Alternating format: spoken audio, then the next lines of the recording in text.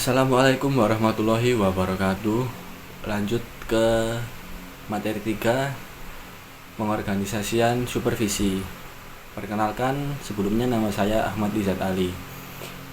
Saya akan menjelaskan materi 3, pengorganisasian supervisi. Masuk ke latar belakang, supervisi pendidikan merupakan salah satu fungsi manajerial yang memiliki peran strategis dalam meningkatkan mutu pembelajaran dan pengelolaan sekolah. Pengorganisasian supervisi menjadi aspek penting karena pembagian tugas, koordinasi, alur komunikasi, serta penentuan mekanisme yang tindak lanjut yang jelas. Tanpa pengorganisasian yang baik, pengawas cenderung terjebak pada rutinitas administratif seperti sekadar mengisi laporan atau melakukan observasi formalitas, sehingga kehilangan makna sebagai instrumen peningkatan mutu pendidikan. Dinamika perkembangan pendidikan di era 4.0 dan 5.0 menuntut pengawasan yang adaptif terhadap perubahan. Guru juga dituntut kreatif dalam menggunakan teknologi. Siswa menghadapi tantangan global, sementara sekolah harus mampu menyesuaikan manajemennya dengan kebutuhan zaman. Dalam konteks ini, supervisi yang terorganisasi dengan baik akan membantu sekolah merespon melalui pelatihan yang berkelanjutan dan berbasis pada hasil evaluasi. Struktur organisasi supervisi pendidikan dan manajerial.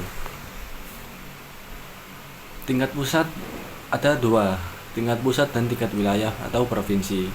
Yang tingkat pusat, Menteri Pendidikan atau Kementerian Agama bertugas sebagai pembuat kebijakan supervisi nasional. 2. Direktorat Jenderal Pendidikan bertugas untuk menetapkan standar peraturan dan kebijakan teknis untuk supervisi. Tingkat wilayah atau provinsi, ada Dinas Pendidikan Provinsi atau Kanwil Kemenak bertugas membawahi sekolah menengah atau sekolah madrasah aliyah. Struktur organisasi supervisi pendidikan dan manajerial.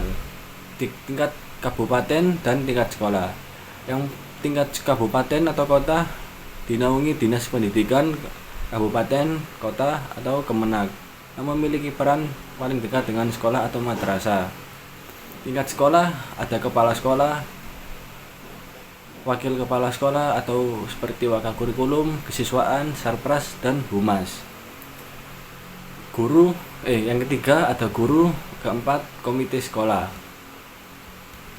Tugas dan tanggung jawab supervisi atau pengawas pendidikan. Yang pertama, tugas supervisi akademik membina guru, mengawasi pembelajaran, memberi umpan balik, mengembangkan profesionalisme, meningkatkan kinerja guru.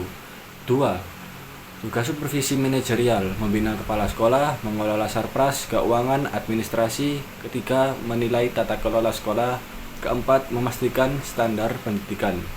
3. Tanggung jawab, meningkatkan mutu pendidikan, meningkatkan profesionalisme guru, membina kepala sekolah, menjadi mediator sekolah pemerintah, mengawasi kebijakan pendidikan, monitoring dan evaluasi, menyusun laporan. Hubungan guru, hubungan kepala sekolah, stakeholder, dan guru. Meningkatkan keterlibatan dengan orang tua, guru, dan masyarakat dalam proses sekolah. Membangun kepercayaan melalui keterbukaan dan transparansi informasi. Penguatan tim supervisi manajerial di lembaga. Ada 1. Membuat struktur organisasi supervisi yang jelas. Kedua, meningkatkan kompetensi supervisi melalui pelatihan manajemen, evaluasi, dan kepemimpinan. 3. Menerapkan budaya kerja kolaboratif yang transparan, akuntabel, dan saling mendukung. 4. Memanfaatkan teknologi digital. 5.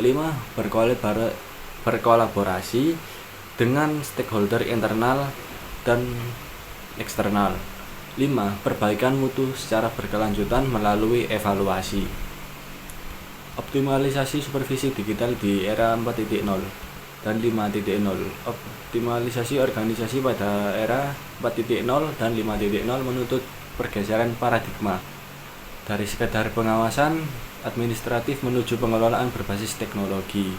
Akan tetapi, supervisor pendidikan tidak cukup hanya memahami teori manajemen, tetapi juga harus menguasai literasi digital, teknik pengumpulan data, serta analisis data untuk menghasilkan keputusan yang komprehensif dan sesuai dengan fakta lapangan. Evaluasi pengorganisasian supervisi. Ada dua manfaat evaluasi supervisi pendidikan dan langkah-langkah yang sistematis.